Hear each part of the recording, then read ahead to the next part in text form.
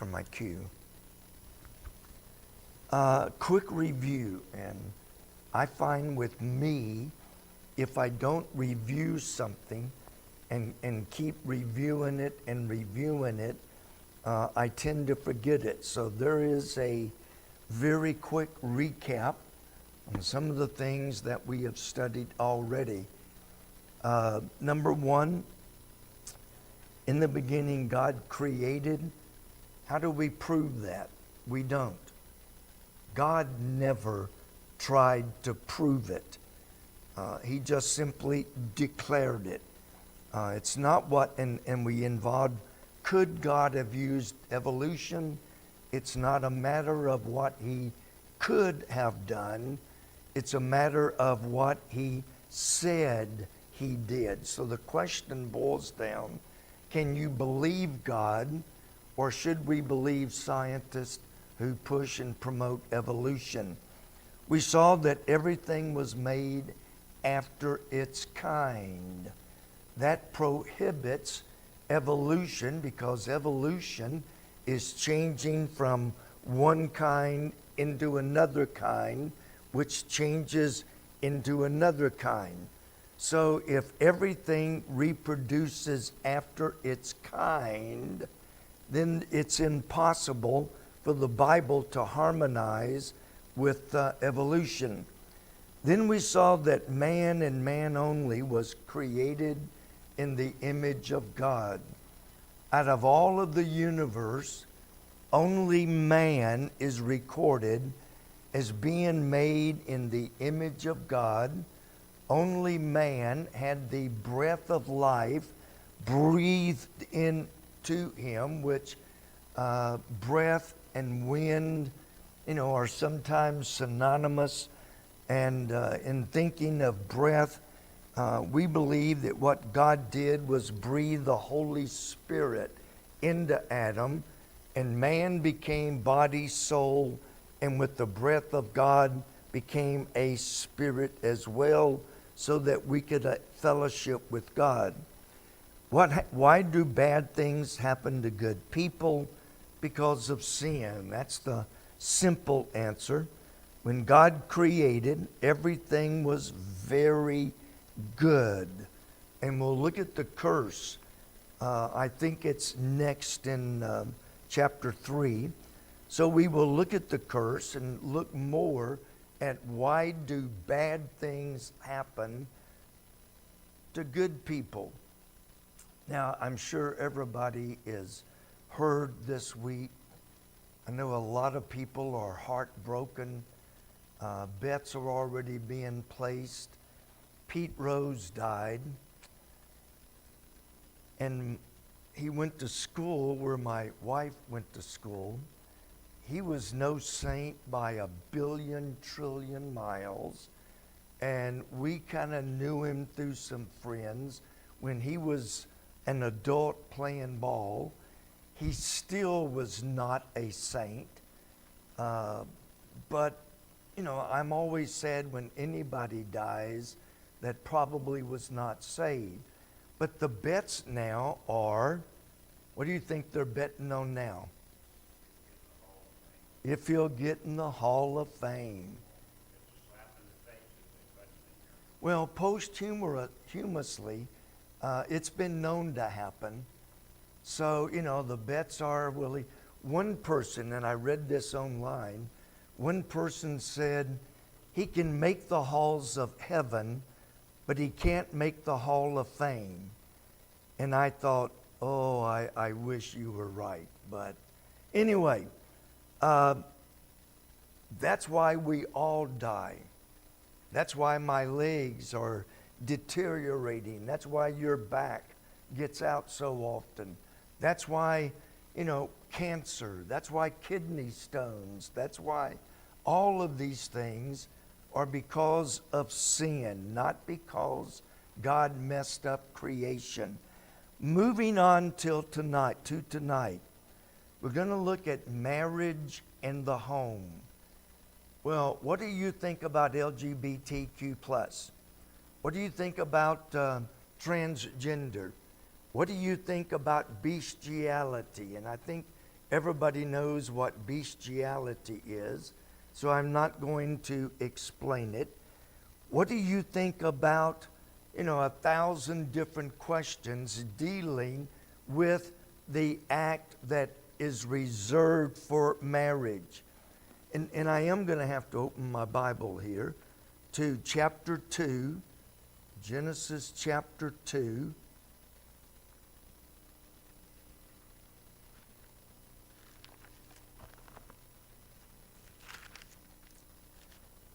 And we'll start with verse 20. Notice in verse 20, Adam gave names to all the cattle, to the fowl of the air, to every beast of the field. But for Adam there was not found a helpmeet for him. Now there were probably thousands of kinds of animals, but not one single animal was compatible with Adam. Now, if evolution were true, that he changed from one of those animals into man, he should be able and compatible to mate with some of the animals that he evolved from. But there was nobody, no animal, nothing that was a helpmeet for him. So that helps us rule out evolution. But it also tells us that the woman was made to be part of the man. And the man, as we'll see, took the woman as his wife. That will rule out everything else. Notice in verse 21, it said, the Lord God caused a deep sleep to fall upon Adam, and he slept. And he took one of his ribs and closed up the flesh instead thereof. Now, I did not know this until a few years ago. Well, it's been several years ago. When we were in Australia, we visited the Australian office of Answers in Genesis, and what was his title back then? The guy that was head of it, president of it, Carl, was that his name, Carl? His name was Carl.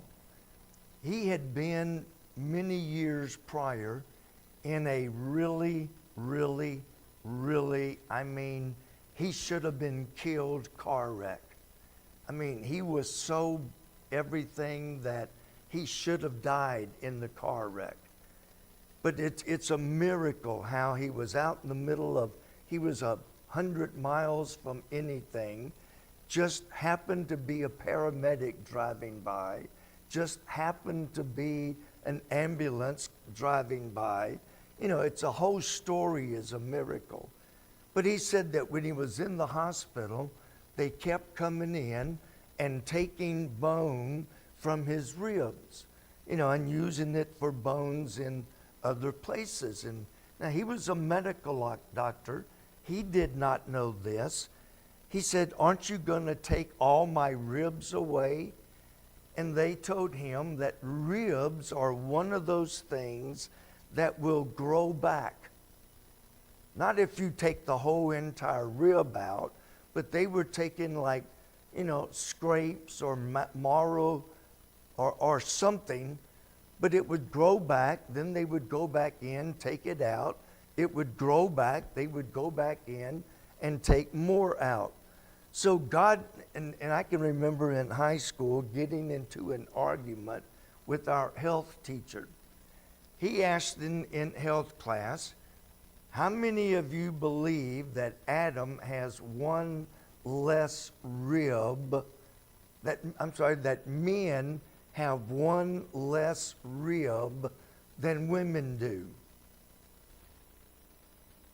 Sure, God took one of them, so men have less ribs than women. And he said, no, they don't. And it's like, yes, they do. No, they don't. You know, you can take an x-ray and count them. We have the same number of ribs. And the reason is that if I cut my arm off, does that mean my children would be born with no arm because I cut my arm off? No. When God took a rib, it had absolutely nothing to do with Seth, with Cain, with Abel, and all the other kids that Adam and Eve had. But there was nobody that was compatible, nobody that he could mate with. There were no animals that he could mate with. So in verse 21, God specifically, notice in verse 21, I'm sorry, it's verse 22, it said that God made a woman. He made her. She didn't evolve. She didn't hatch. She didn't come from another animal somewhere else. God specifically made Eve for Adam. The word made carries the idea of to build, to establish, to build so as to obtain children. So he made Eve specifically divine to be compatible with Adam and to bear children. Nobody else was made for Adam. Now, I get criticized and I get some hypothetical questions, and I'm not going to deal with hypothetics.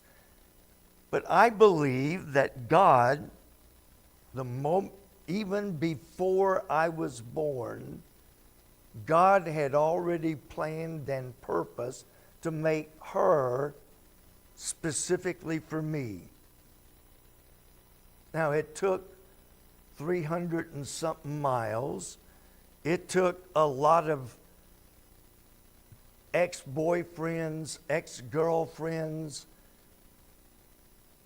but God worked it out so that we met, we married, and we've been a near perfect match. Some days, my wife made an ugly face, and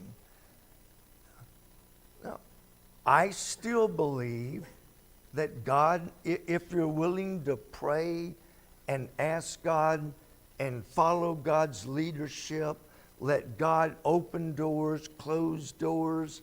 You know, the girl that I was 100% positive that I was going to marry, God did something that closed that door so hard that I had nosebleeds for weeks.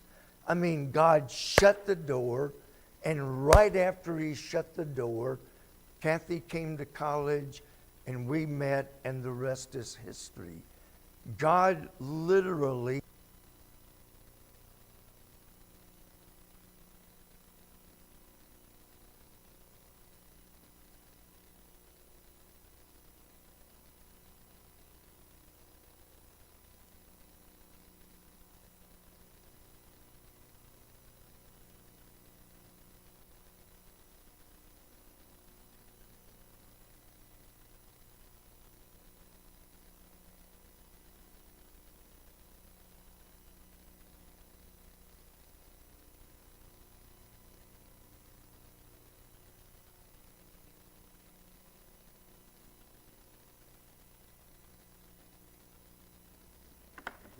trying to put life back in marriage, right?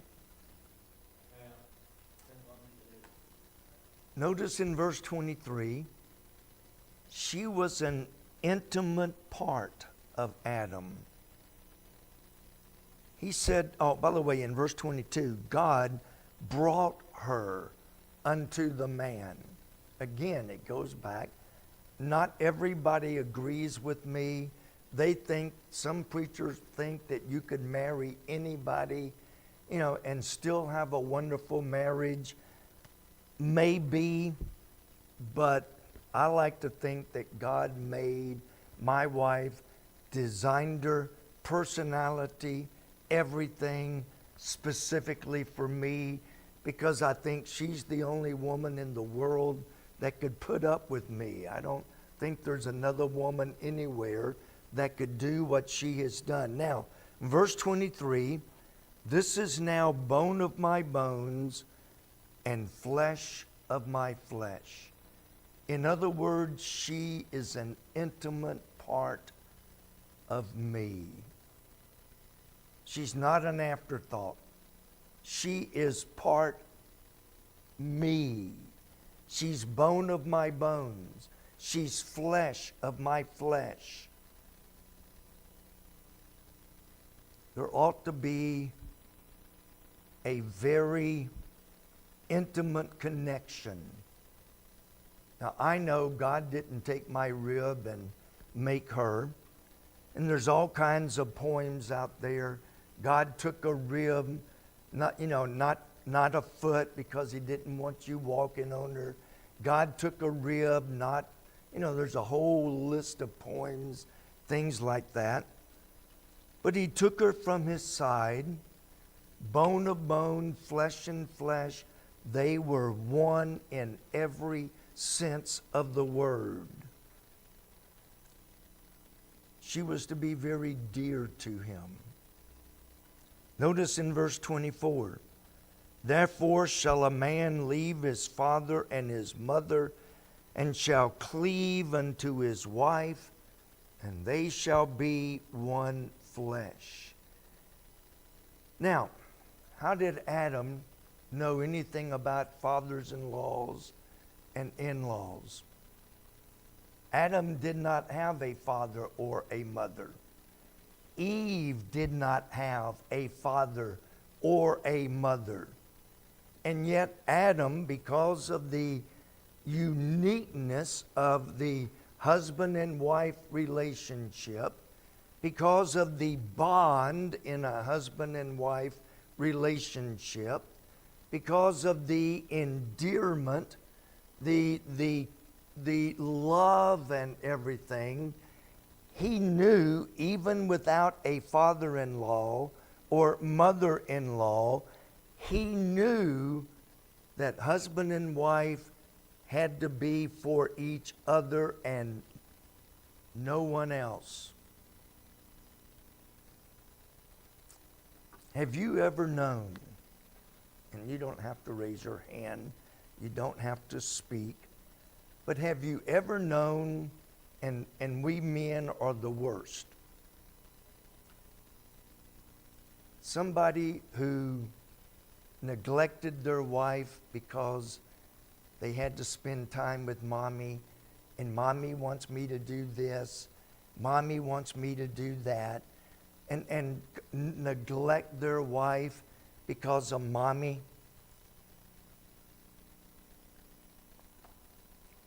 My mom was very much like that. I was sick a lot growing up. Almost died twice growing up. This was when I was young. So mom babied me, waited on me, took care of me. Anything. Mom, would you go fix me some popcorn? I want to watch TV. There she is. And when we got married, I tried that on my wife. Let me tell you, it doesn't work. No. She told me, you want popcorn? Get up and fix it yourself. Finally, later on, and I'll spare the details of some of the things Mom did, but finally, Kathy said, you got two alternatives. You can go live with your mom, or you can live with me, but I am not your mom, and you got to decide which one you're going to be married to. That was a tough choice. I mean, wow. Mom waited on me. She didn't. I was one of those. And I know how much parents, even with the best of intentions can interfere to the point of causing major division in a marriage. I don't think most moms do it intentionally. I don't think they get up and say, I'm going to do everything I can to tick my daughter-in-law off. I think there is a bond between mama and her sons that they have a hard time letting go. They just have a hard time letting go. Daughters, we didn't have any daughters, in our house, but I've seen daughter gets married. It's like, best wishes, God bless you. Now let's go out and eat. But sons, Adam set up, and we're talking about worldview. This is the worldview. This is the way God designed it. When you get married, you no longer have to take instructions from mom and dad.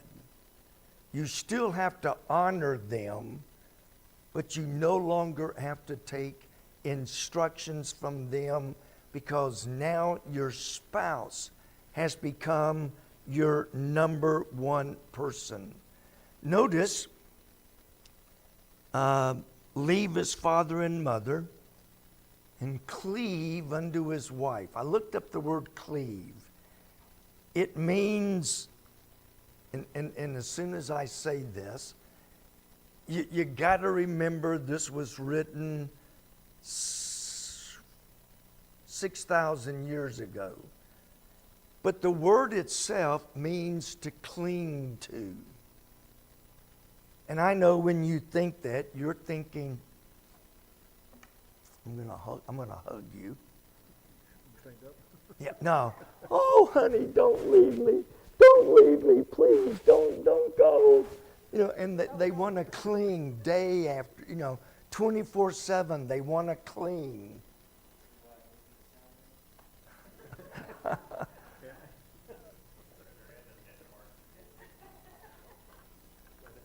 That's not the word cling means in this context. It carries the idea of to keep close, to follow closely, to join to. We stick together and nothing should come between us. Not work, not family, not golf, not hunting, not fishing, not,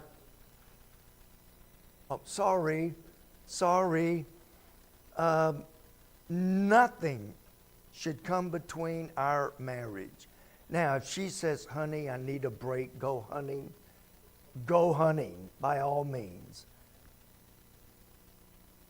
But it carries the idea that she's the one that I look after. She's the one that I take care of. She's the one that I express my love to. She is the one that I stay with, that I stay close to. He's to cleave to his wife. Not his mother, not his father, not his drinking buddies, not his work partners. His wife is to be the one that he enjoys being around. But then he also goes on and says, they shall be one flesh.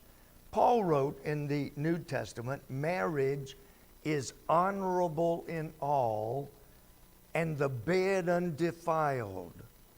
But the whoremonger and all of them, they shall be cursed. But when God created marriage, he created marriage, designed it, everything, so that they become not only one in mind, not only one in heart, not only one in goals and purpose, but they become one physically as well. It's God ordained. It's not dirty. There's nothing bad about it. You know, they were naked in verse 25, and they were not ashamed. Now, when sin comes in, this is all going to change. But for now, their intimacy was given by God, and there was nothing to be ashamed of. There's nothing that they should be ashamed that, oh, we're married. No, it's an honor. Now, our view of marriage, we're looking back at our worldview. This is what shapes when people come up and start asking questions. Well, we don't believe in marriage, we're just going to live together. What's wrong with that? God brought them together in marriage. You know, if you're doing something, what's the best way to make sure you keep it right? Follow the pattern. Follow the pattern. A couple of weeks ago, a lady from church came down, met my wife, and they cut out material for one of your ladies' outings. They cut out gazillions of squares of material. And it's like, why don't you just sew it up? And no. You have to follow the pattern. My daughter is making some dresses for her girls because it's really hard to find dresses at any age. And it's like, you're going to all this trouble, you're pinning them, you're marking them, because we want to follow the pattern. God's pattern is man, woman, together, married, and Jesus even added in the New Testament, until death do we part. What God hath joined together, let no man tear asunder. None of the animals could satisfy Adam like a handmade, personally formed wife. That's another reason we did not come from animals. Husbands and wives were designed by God, and the commandment that God gave them later on was to be fruitful and multiply and replenish the earth. So one big part of marriage was procreation. Now, we've talked about issue 2 here in Kentucky. I called around and finally the only place that I could find those yard signs that say vote yes on Amendment 2, the only place in northern Kentucky that I could find them was at the Catholic Diocese in downtown Covington. So I drove down Covington, got lost, finally found it, and I got a couple of extras if anybody really wants to put one up. But my point is, God ordained marriage. I'm walking around and that place is humongous. They got a huge cathedral, tremendously huge school, and then the diocese is across the street. And I'm going from door to door, stopping students, stopping people. Where do I find Mr. Cooley? We don't know who you're talking about. Finally, I saw a priest. And it's like, I am not calling him Father. I don't care what he says or does.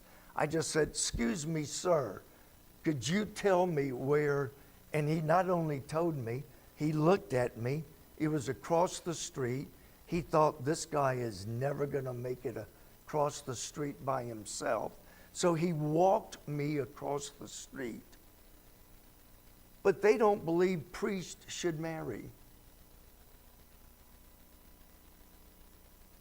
That's not God's pattern. That's not God's original plan. God never intended, in fact, it is not good for man to dwell alone. Back up in verse 18. So the idea of celibacy in order to be a priest or a preacher violates our worldview, which is formed and shaped in the original marriage that God created. We'll deal with that maybe some other time in more detail. God brought one man and one woman. I get asked not often, but, well, what about Solomon? He was an idiot. Oh, he was the wisest man that ever lived, but he didn't use his wisdom. He was the wisest man, but he didn't use his wisdom when it came to marriage. One man, one woman. In the New Testament, that is given as a qualification to be a pastor. One man, one woman, not one at a time. I'll take this one this week. I'll take that one next week. And no. It's one period. That's how the original marriage started. Now, did God permit divorce later? Yes, we'll look at that someday. He did permit it. And I may even show the instances where God permitted divorce.